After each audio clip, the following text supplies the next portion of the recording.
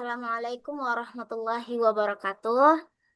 Perkenalkan, eh, kami dari kelompok satu yang akan membahas tentang konsep hakikat manusia menurut Al-Quran dan menurut pakar. Sebelum kami memasuki materi ini, izinkan kami untuk memperkenalkan diri.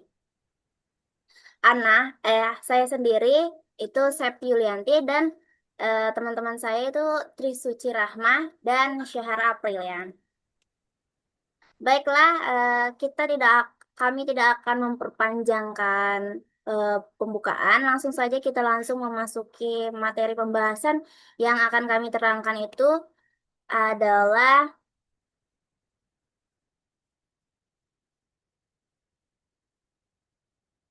ah, hal yang pertama yang akan kami bahas itu adalah latar belakang.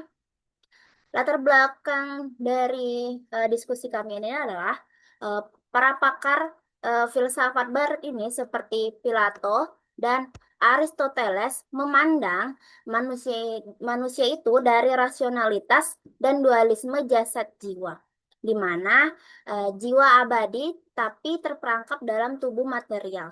Sedangkan eksistensialis seperti Sartre menekankan eksistensi mendahului esensi, sehingga hakikat manusia itu dibentuk oleh pilihan bebas tanpa fitrah ilahi.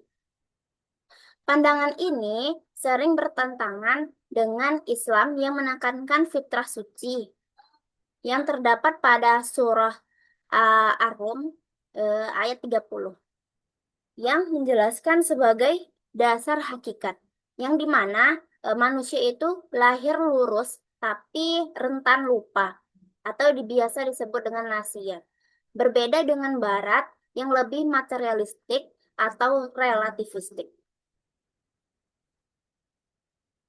Nah, selanjutnya itu adalah pengertian pengertian hakikat manusia yang akan dijelaskan oleh rekan saya Trisuci Rahma. Kepada Trisuci Rahma dipersilakan.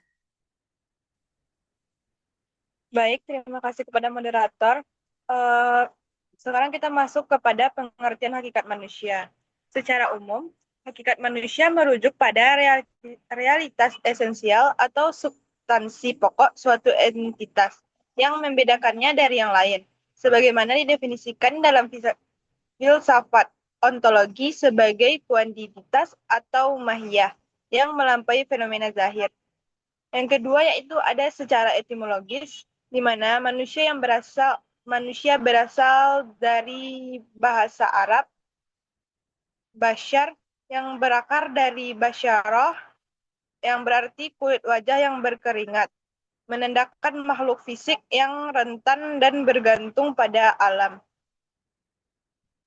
Secara terminologis dalam Islam didefinisikan sebagai insan yang mencakup dimensi fisik, psikis, rohani, sebagaimana dalam tafsir Ibnu Katsir. Yang ketiga yaitu hakikat secara filosofi, di mana hakikat manusia adalah sintetis rasio dan wahyu, di mana filsuf seperti Kant menekankan otonomi moral melalui kategori imperatif, sementara teologis seperti Thomas Aquinas mengintegrasikan rahmat ilahi sebagai pencipta esensi. Next. Yang kedua itu ada konsep hakikat manusia menurut Al-Quran. Yang pertama, manusia sebagai makhluk ciptaan Allah. Menurut Quran Surat Al-Hijr ayat 26, manusia adalah makhluk ciptaan Allah yang memiliki dimensi fisik dan spiritual. Unsur roh menjadi manusia berbeda dari makhluk lain, karena memiliki akal, kesadaran, dan tanggung jawab moral. Yang kedua yaitu manusia sebagai khalifah. Disebut dalam surat Al-Baqarah 30, khalifah berarti wakil pemimpin di bumi. Sebagai khalifah, manusia tidak hanya hidup untuk diri sendiri, tetapi memiliki tanggung jawab sosial dan lingkungan. Peran ini menunjukkan kemuliaan sekaligus amanah besar bagi manusia. Next.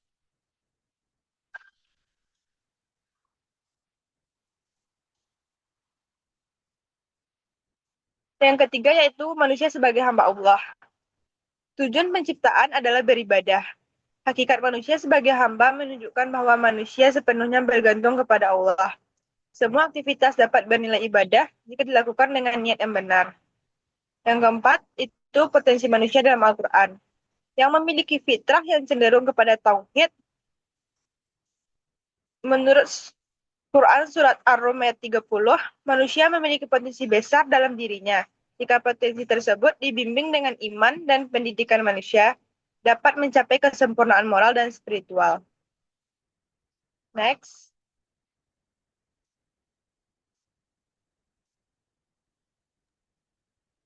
Selanjutnya saya kembalikan kepada moderator.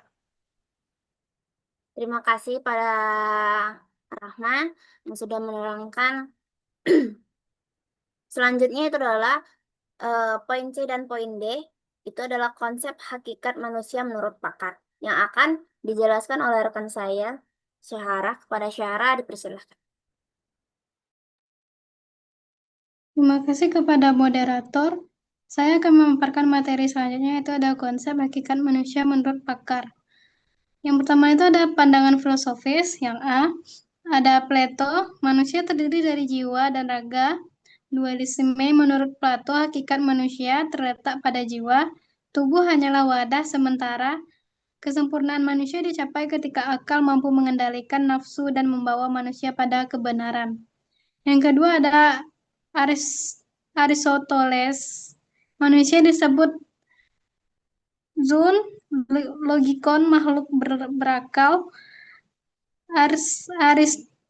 Aristoteles menekankan bahwa hakikat manusia terletak pada kemampuan berpikir dan hidup bermasyarakat. Manusia mencapai kebahagiaan melalui pengembangan akal dan kebajikan. Next. Yang B itu ada pandangan psikologi. Yang pertama ada Sigmund Freud, menekankan aspek psikologis dan biologis manusia. Freud memandang manusia sebagai makhluk yang digerakkan oleh dorongan naluri dan konflik batin. Hakikat manusia lebih banyak ditentukan oleh faktor psikologis daripada spiritual. Yang kedua ada Abraham Maslow, manusia pada dasarnya ingin berkembang. Maslow melihat manusia sebagai makhluk yang memiliki potensi positif. Jika kebutuhan dasarnya terpenuhi, manusia akan berkembang menuju aktualisasi diri. Next. Yang C itu ada pandangan tokoh Islam. Yang pertama ada Al-Ghazali, kesempurnaan manusia dicapai melalui ilmu dan ibadah. Al-Ghazali memandang hakikat manusia secara holistik, menggabungkan aspek fisik dan spiritual manusia.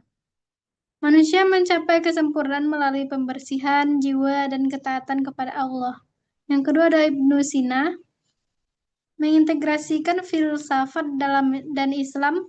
Jiwa adalah bentuk dari tubuh, akal memiliki tingkatan perkembangan.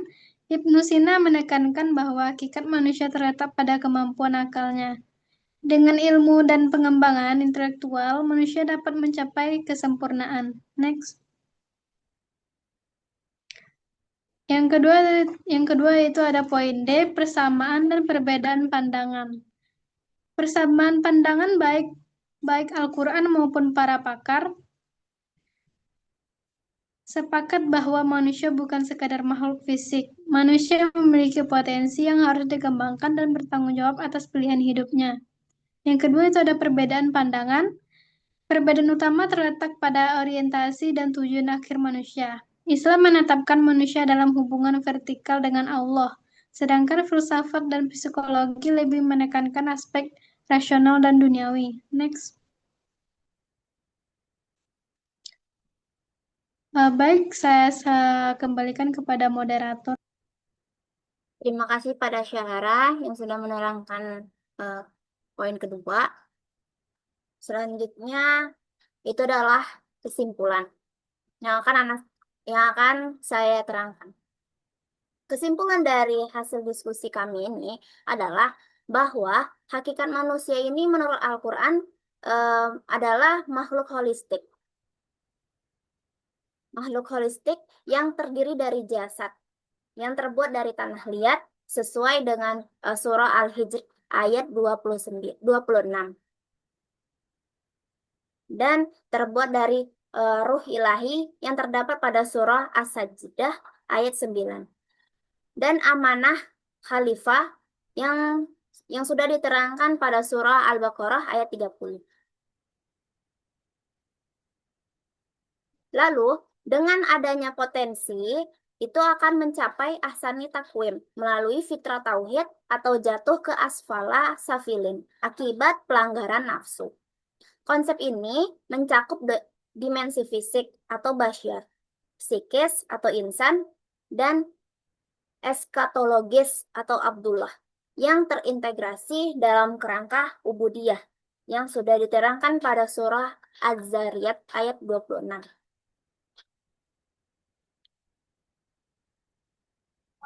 Mungkin itu aja yang bisa kami terangkan mengenai makalah kami, hasil diskusi kami.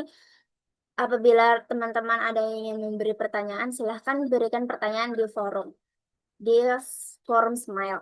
Terima kasih kepada teman-teman semua yang sudah memperhatikan kami untuk menerangkan hasil dari diskusi kami, kelompok kami. Kami akhiri dengan wassalamualaikum warahmatullahi wabarakatuh.